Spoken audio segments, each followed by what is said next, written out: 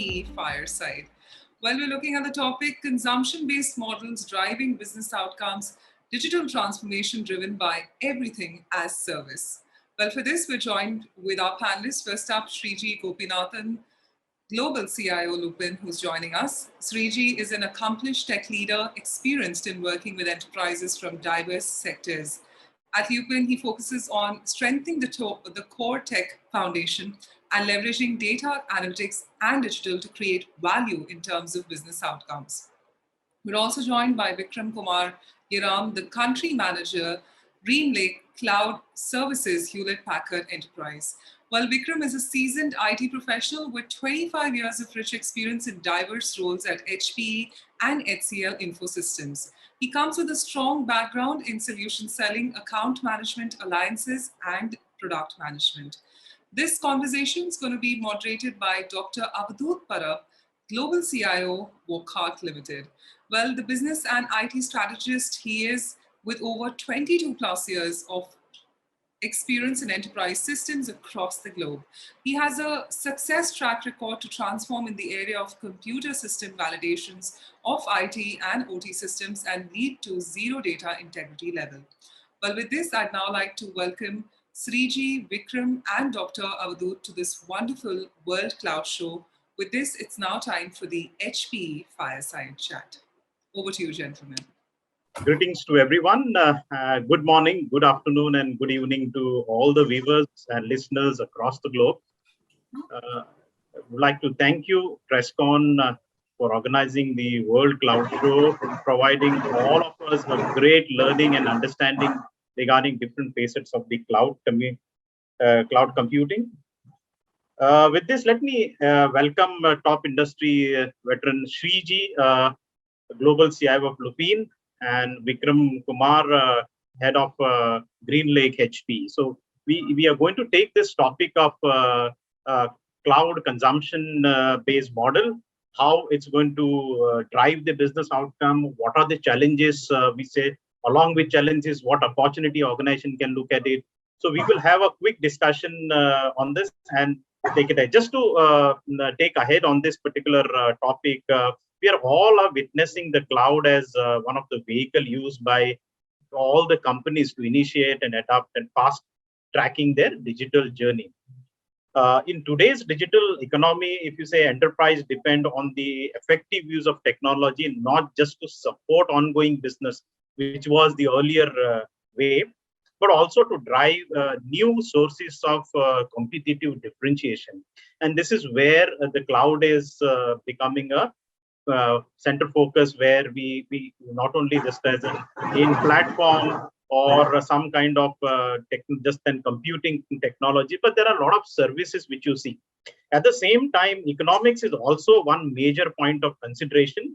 Why to pay more? Can I get a better model than the subscription based or a contract based, which is also prevailing in the cloud computing area, so that I can keep the my budget. If I have some other new model, maybe a consumption based, can I keep repurposing my budget so that I get the best value out of the same budget? And in this direction, I think what is more and more people want to use that is just to pay what they use, and not just so, which is where the consumption based model we are talking about.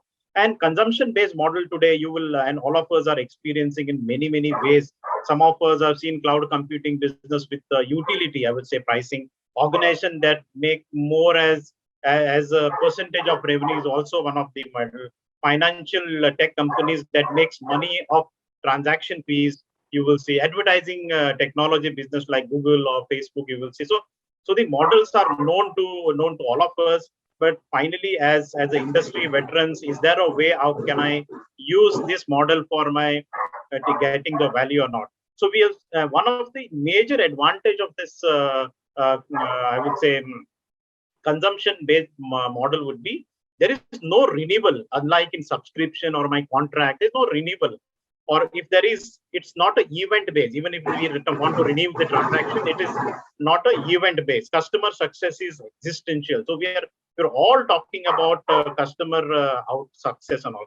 with this, the small background as we are all witnessing and angling towards the consumption-based model, let me go to Sreeji and take his perspective and his view on the consumption-based model driving business outcomes. How do you see this trend? Is it really going to be sustainable, Sreeji, or do you feel that this is just one of the branching of making people to get attracted towards cloud? Your view, Sreeji. Yeah, thanks, Avadhut, and hi, Vikram. Good to be with you in this interesting topic and conversation. I think the consumption-based model is something which has been under evolution for the past few years, and I think now more than ever in the past, it is gaining very, very good traction. Especially if you look at it from a service provider point of view, this is sort of becoming the preferred way of providing the services. And if you look at it from companies like mine, where we are consuming these services, we have been experimenting with these models in different areas. And I think like everything else in life, there will be a balance that we will achieve between the traditional models and the consumption-based model. And that's because we are still in the middle of the evolution. I don't think we have really reached the maturity levels where everything is absolutely clear to all the different stakeholders, all the technologies are clear, the capabilities are established, and also the cost management around that has total understanding and transparency of how we manage that. I mean, by definition, just like we pay for any consumption-based utility for our homes or for our offices, the bill is always different every month, right? So just like that, in this case also, when you are tagging yourself to consumption, it is going to depend on how much compute are you doing, how much data transfers are doing, how much new use cases are you putting in. All those different parameters are going to drive the bill that you get at the end of the month or quarter according to the agreement. So hence, that sort of experimentation will continue. What consumption-based model clearly gives is the agility and flexibility, right?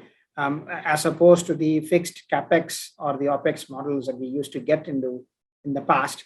We can decide on what part of the services we want to put into the consumption-based model. And as you said, Avadhut, it's not like a renewable sort of thing. You have the flexibility to scale up, scale down. You want to decide, okay, you probably want to start with the sandbox development QA sort of systems to go there. So you get a fair bit of learning and understanding of the behaviors of our internal resources who will be using these services, and also the partner resources who will be providing those services. So those kind of learnings will come in, which will help us to decide, okay, how do I manage the services with reasonably good predictability of the cost? I mean, of course, with understanding it's going to go up and down, but at least, at the end of the day, your budget does not have that flexibility. You have a certain play. So you have to decide, okay, what is a play that you have? And then you decide how do you manage that? So key here is what workloads do you put in there? Do you use all the compute in this consumption-based model, or do you have other mechanisms around it where you can manage the cost in such a way that it is not going to give you a complete surprise? One point that I think I would like to put on the table is that I sometimes see when I talk to different service providers on fixed cost model versus on-demand models. In the interest of keeping the revenue streams good, I see that the on-demand pricing models are sometimes higher than the other one. So in effect, it sort of defeats the purpose from a consumer that if I want an on-demand model, then I don't want to be tagging to a higher pricing model, right? So there has to be some sort of a balance that needs to be brought in there as well. The other one is creating transparency. We all talk about the dashboards that will be available, and we can see what is being consumed, who's probably doing more and stuff like that. And there is a certain way of metering that, and and then filtering out, let's say, that should not be charged versus what should be charged. And I think it has again become a lot better. So transparency of that in terms of what gets charged and what services have been consumed, that will also bring a lot more confidence. And also that point that I mentioned about understanding, okay, of what can I put there, what is going to probably cause completely unpredictable cost for me, where probably I decide I don't put it there. So that transparency also will help. So I think that's what I think. Yeah.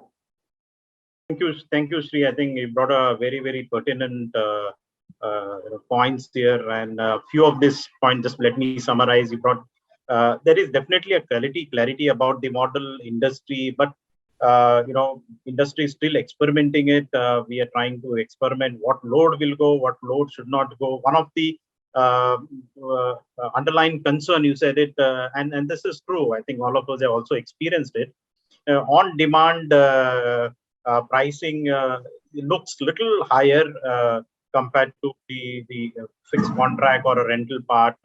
With this as some of the key observation, Vikram, would you like to quickly throw a light on this and bring some clarity so that these concern or some kind of unanswered questions get some direction to it? Yeah, thanks, Avadhut, and hello, Sreeji, once again. In fact, I think both of you have really, touched the raw nerves of this particular topic. And I was just making some notes. Sreeji talked about balance and evolution. And I think it just reflects back on how we as HP as a company have been thinking about this whole strategy about hybrid cloud. Because as Sreeji said, as everything in life, there has to be a balance. And HP probably was the first company to realize that it is not going to be a one-way world where everything is going to move to the cloud in a certain period of time. And we really believe that the world is going to be hybrid. There is going to be, some workloads will move faster, some slower. But there'll definitely be a lot of mission critical, business critical workloads, which will continue to be on-prem. So if the world is going to be hybrid, and he also made a very good point about evolution, that it is not, we are not at the end of the journey or the destination, but we are in the midst of an evolution.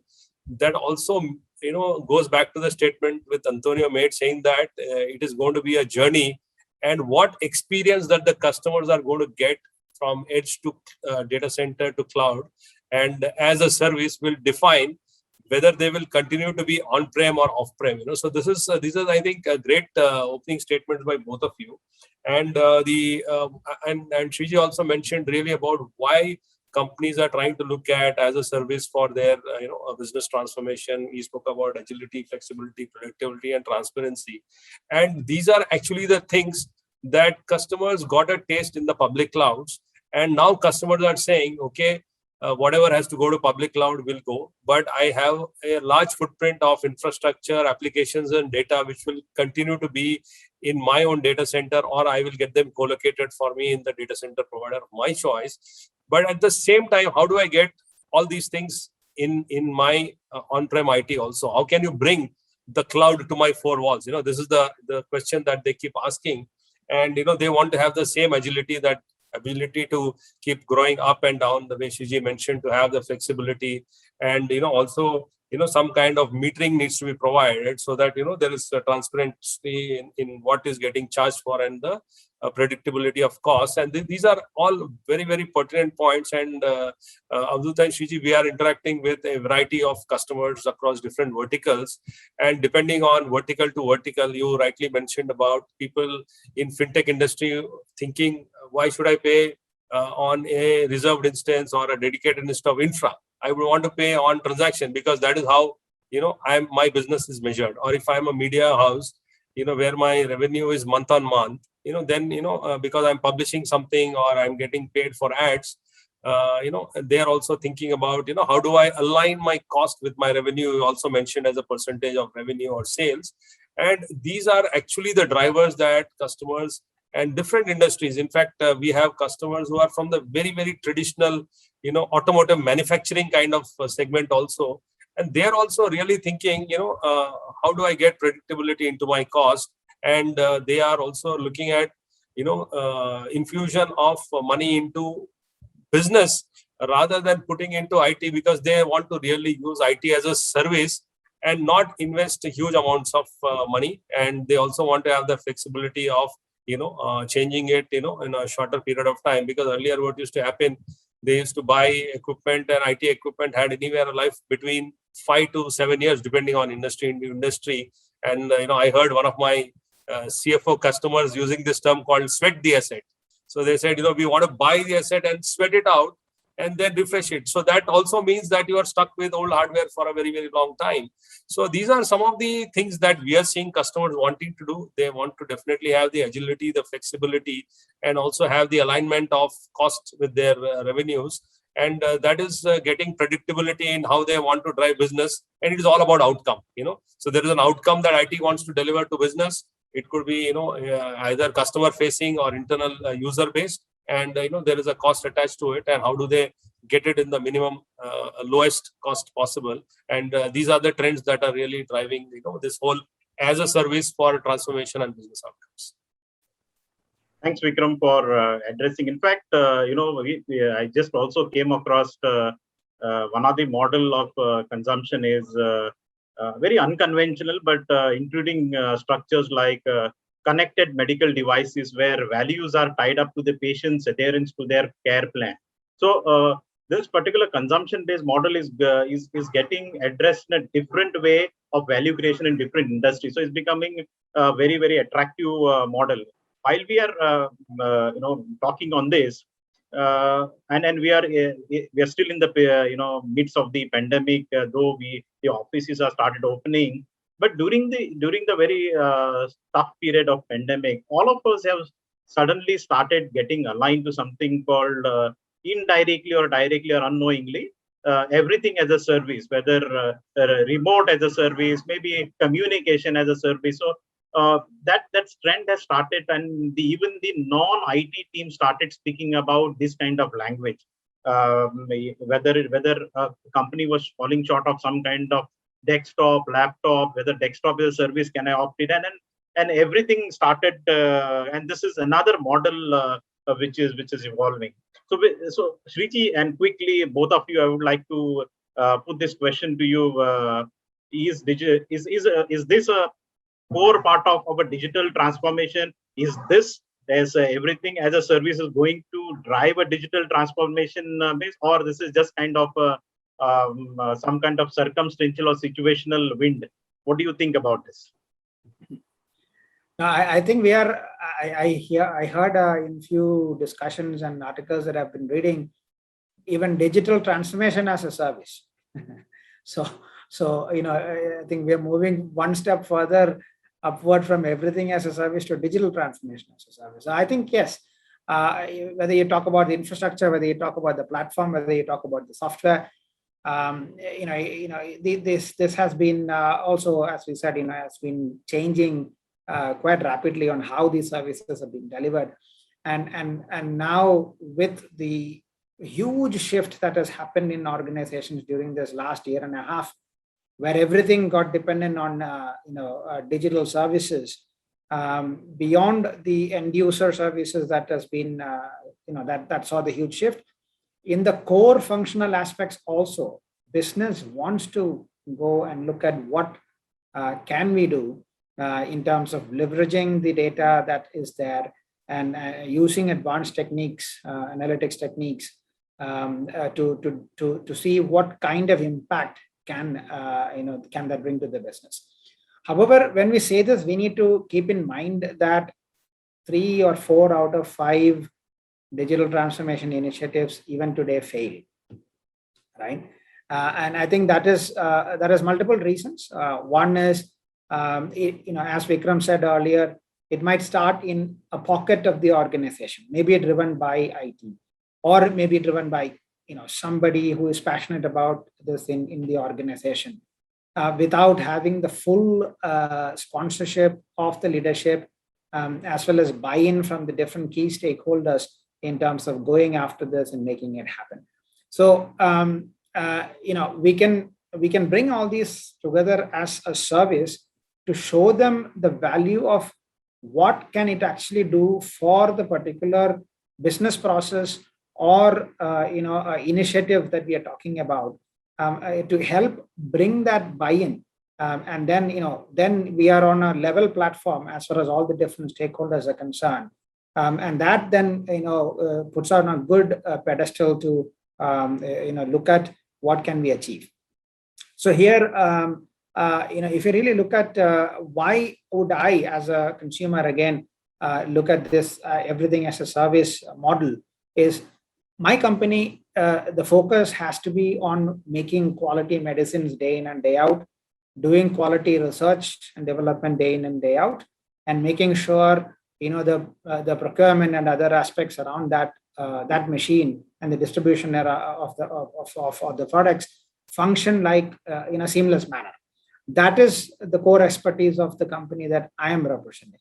So I don't want to be really putting in a lot of energy to manage things which are not core to the company. So which will help me and my function as well as other function to focus on the core area of what we are supposed to do versus the services that can be provided by expert organization as a service, whether it is infrastructure or platform or software or whatever it is.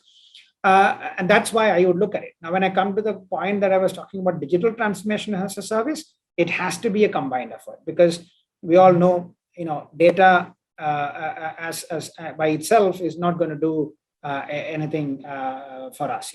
A data engineering team or somebody who can create an algo by themselves also cannot do it.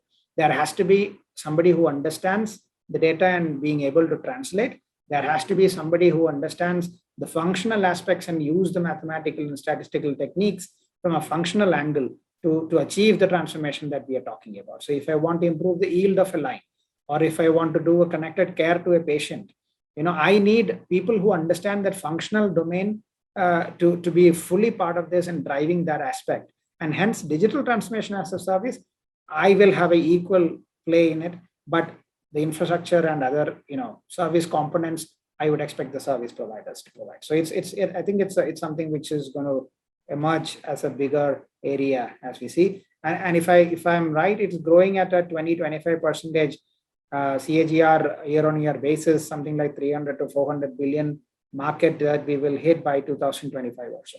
So yeah.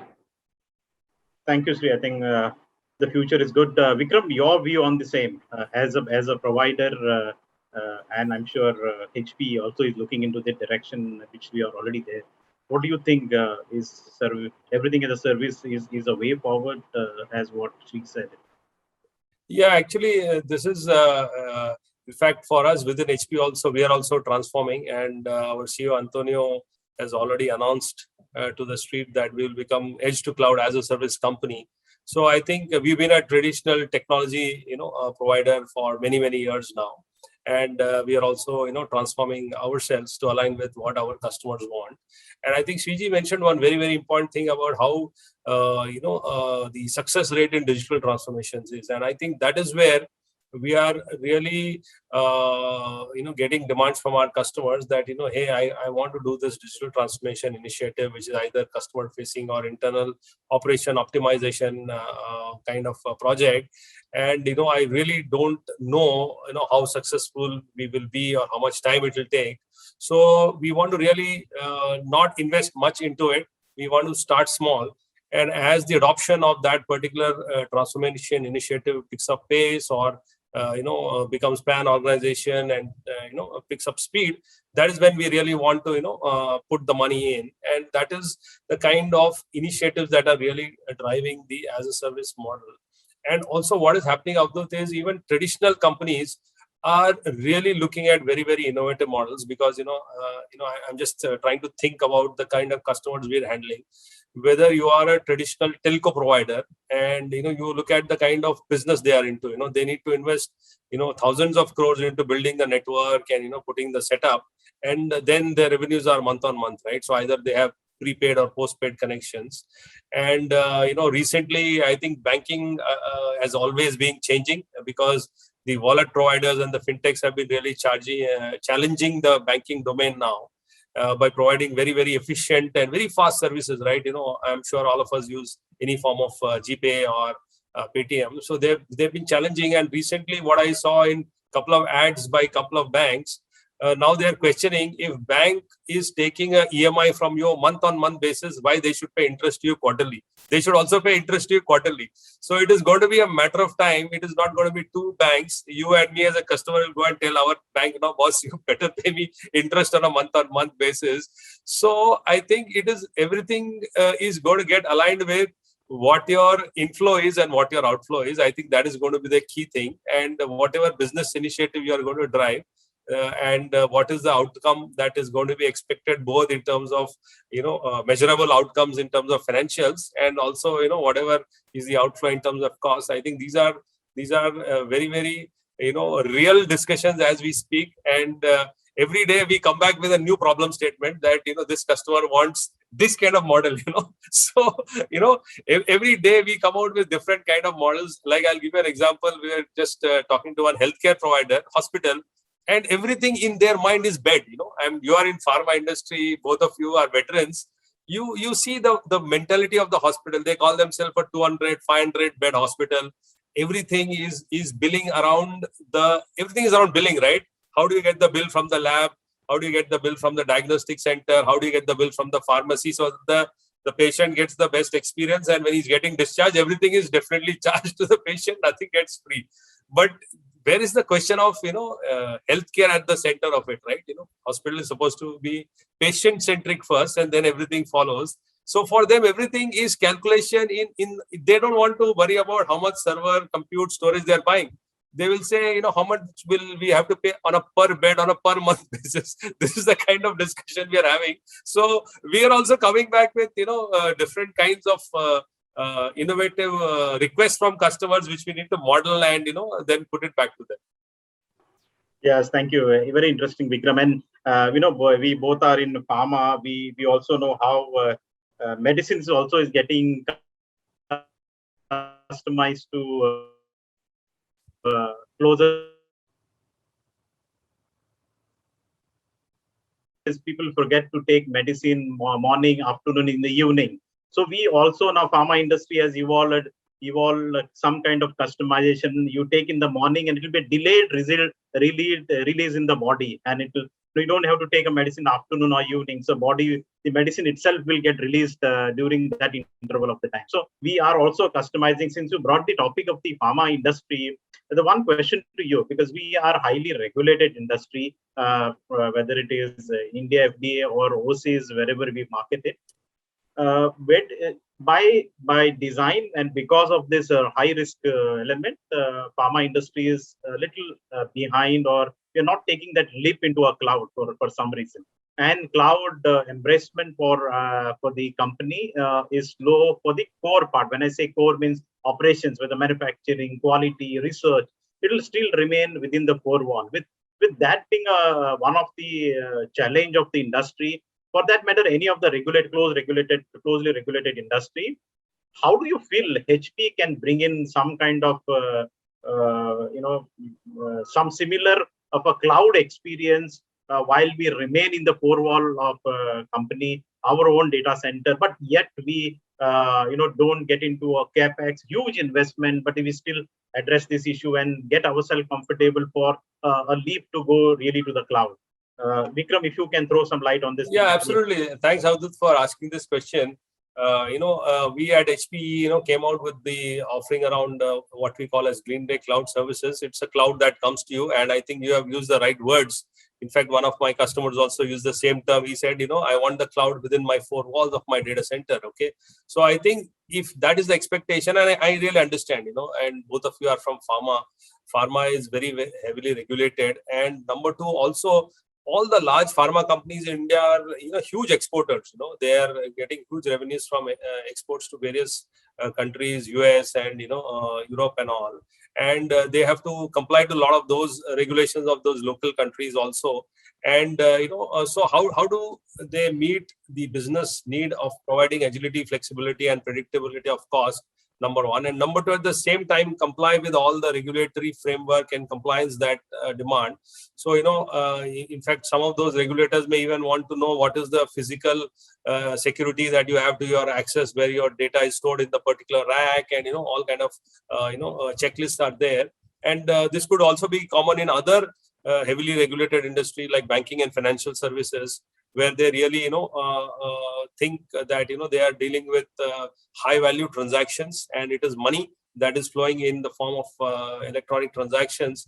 And they are really very wary of putting stuff which is in a shared environment. See, fundamentally, any kind of public cloud is a shared or a multi-tenant environment, as one of my customers really described it well.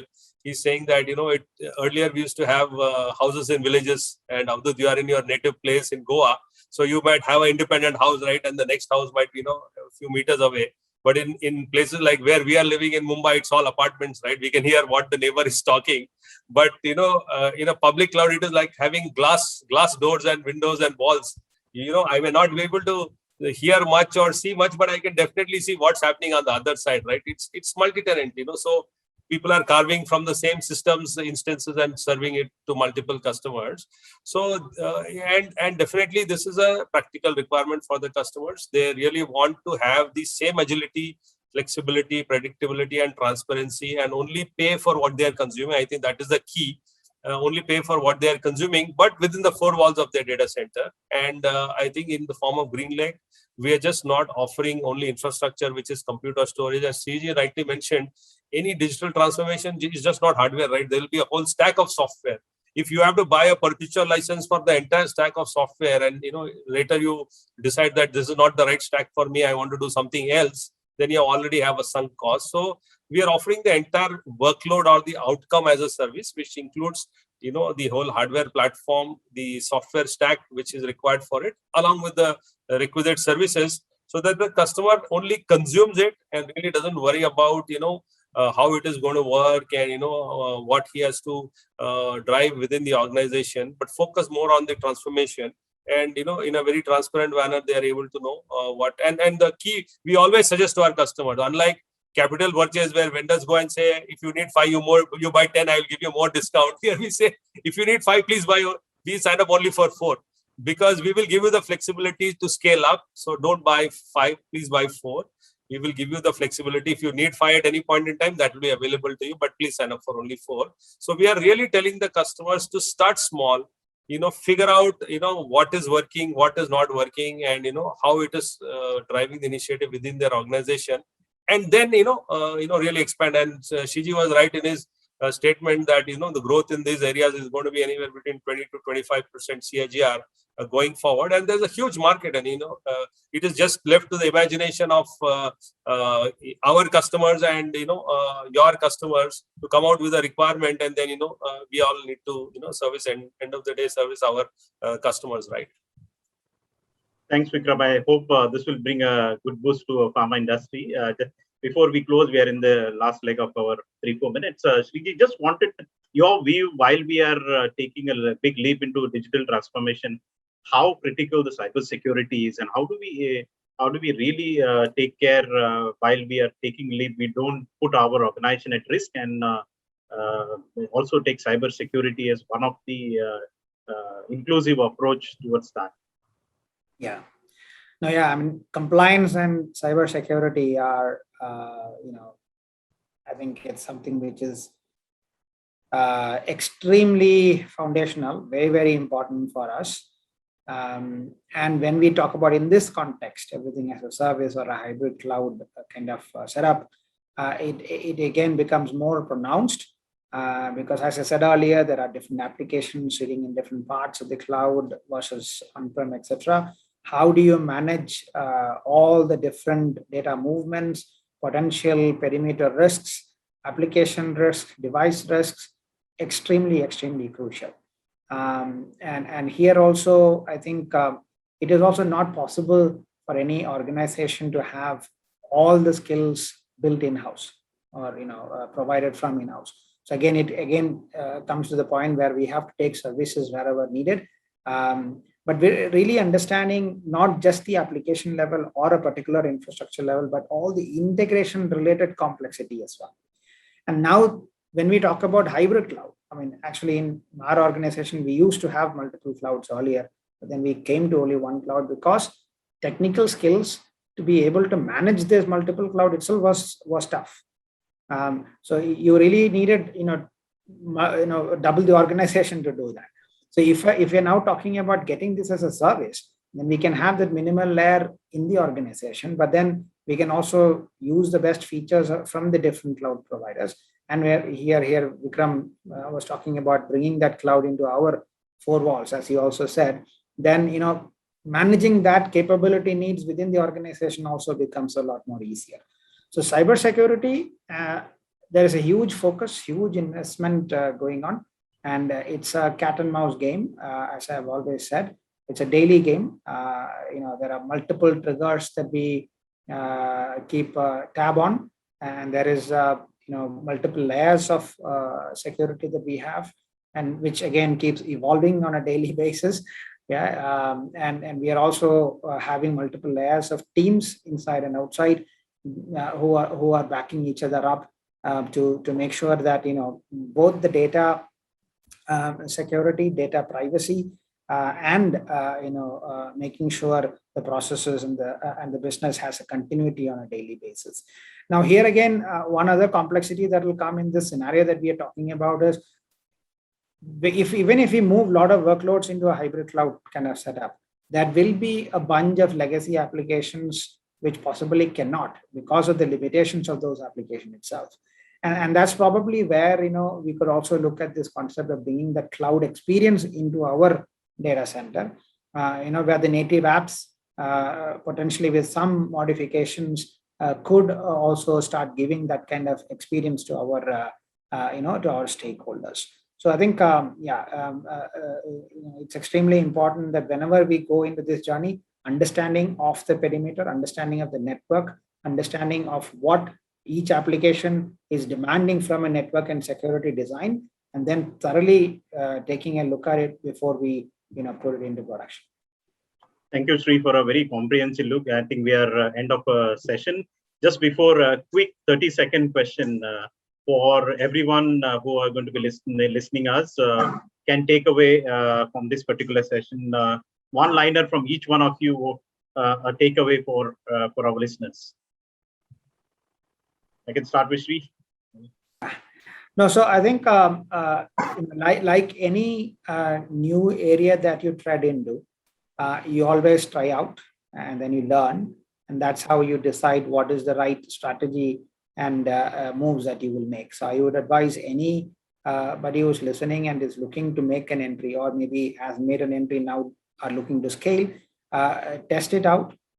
Look at how each of your applications and business processes are performing from a performance point of view, as well as from a cost point of view, and then take a longer term decision before you scale up. The good thing about this model is that even if you sometimes get it wrong, you can scale down and then probably correct your decisions that you have made. So that is the agility and flexibility that we talked about. So go for it and carefully tread the path. Vikram, quickly from your side. Yeah, I think I'll just add. We really want to encourage all the listeners to really consider the as a service which comes to your four walls, within your four walls, and we are here to work with you and offer the HP Greenlake cloud services to you on-prem. And if you have, as Sreeji mentioned, if you have any traditional applications or aging infra which is more than 4 or 5 years old, you do let us know, and maybe we can convert that whole setup into as a service for you. That could be one way where you could start, or any new project or new digital transformation initiative you are taking. Really look at as a service on-prem. Reason being, it can also be a stepping stone for you, so that you can closely control how the usage will happen, how you will set the policies, before you really say, okay, now this application will go into a public cloud or whatever, where, it is, going to result in huge amount of utilization later, and you might get a bill shock. So really, any aging infrastructure which is 4 or 5 years old, or any new project that you want to take on or start with, really look at the everything as a service offer, which is on-prem, single tenant, dedicated.